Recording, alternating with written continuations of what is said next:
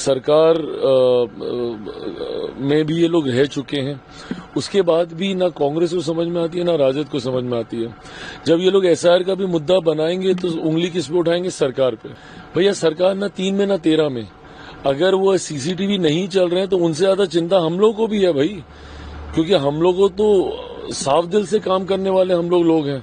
90 के दशक में कैसे बूथ कैप्चरिंग होती थी, कैसे बूथों को लूटा जाता था, उसका अनुभव तो इन लोगों के पास है ना, राजद के पास है। तो ऐसे में अगर ये हुआ है तो हम लोग भी दिखवाएंगे भाई, हम लोग भी इसकी शिकायत करवाएंगे। देखिए ये एक बात तो स्पष्ट है, पहले चरण के रुझान जिस तरीके से आए हैं, हम लोग भी अपने तमाम प्रत्याशियों से फीडबैक ले रहे हैं और इसमें कहीं कोई संदेह नहीं है कि सरकार तो एनडीए की बनने जा रही है और इसमें यह भी संदेह नहीं है कि हम लोग बड़ी मजबूती के साथ सरकार बनाने जा रहे हैं। ऑलमोस्ट 175 के आसपास आज की तारीख में। और मैं ये भी मानता हूं कि जैसे दूसरे चरण का मतदान संपन्न होगा, तब तक अगर हम लोग 2010 वाला भी रिकॉर्ड अगर हम लोग तोड़ें तो उसमें भी किसी को ताज्जुब नहीं होगा।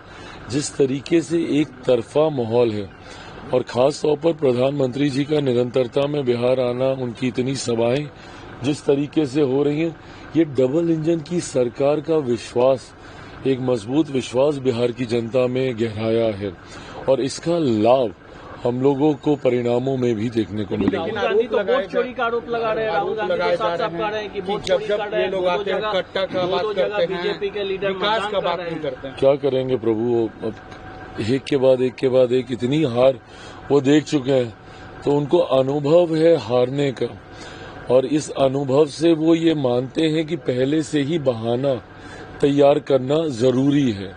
लास्ट मिनट अगर आप बहाना ढूंढते हैं तो बात बनती नहीं है। अब जैसे अब हरियाणा में ये लोग उतना तैयार नहीं थे तो एकदम से हार गए, तो इनको पता नहीं चला कि ठीकरा किसके सर पे फोड़े।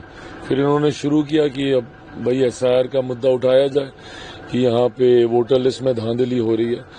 तो अब इन लोगों ने लंबे समय तक, मुझे खुशी इस बात की है, कल जब मैं वोट डालने गया तो ईवीएम को देख के मुझे अच्छा लगा कि अब कोई उसको गाली नहीं देता है।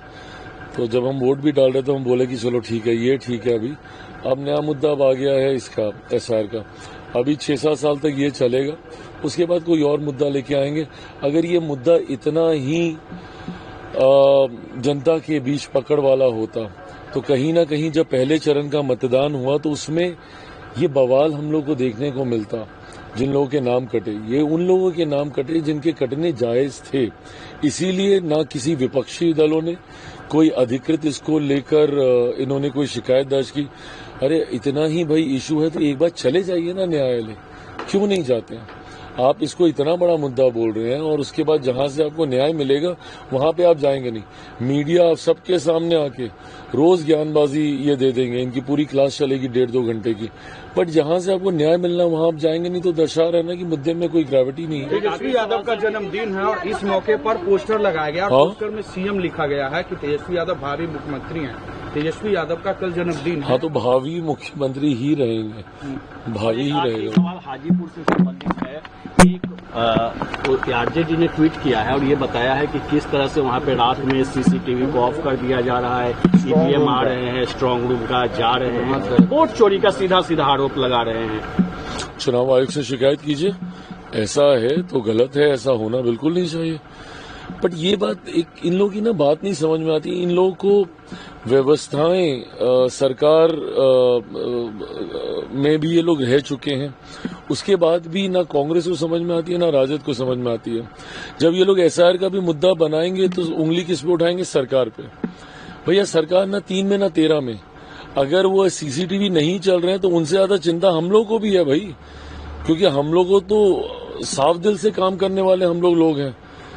90 के दशक में कैसे बूथ कैप्चरिंग होती थी, कैसे बूथों को लूटा जाता था, उसका अनुभव तो इन लोगों के पास है ना, राजद के पास है। तो ऐसे में अगर ये हुआ है तो हम लोग भी दिखवाएंगे भाई, हम लोग भी इसकी शिकायत करवाएंगे। और अगर आपको है तो हर चीज का राजनीतिकरण करने जो उतर जाते हैं, सरकार को घेरने उतर जाते हैं, अरे प्रभु जाइए, चुनाव आयोग है इसके लिए जिम्मेदार। एसआईआर को भी लेकर बोलेंगे सरकार ने किया, सरकार ने किया। सरकार ने क्या किया भैया? नाम 3 में ना 13 में। ये चुनाव आयोग का विषय, चुनाव आयोग ने क्यों इस विषय को का पालन किया? क्योंकि आप लोगों ने शिकायत की कि वोटर लिस्ट में धांधली हो रही है। अब वोटर लिस्ट में धांधली को कैसे सुधारा जाए? एसआईआर के माध्यम से इसको सुधारा जा सकता है। तो शिकायत भी आप करेंगे, समाधान पे भी आप। अब अगर ऐसा हो रहा है, सीसीटीवी अगर बंद है तो जाए चुनाव आयोग। हम लोग के लिए भी चिंता का विषय भाई। ये लोग 90 में भी ऐसे ही बूथ लूटते थे, कहीं फिर तो नहीं कर रहे हैं।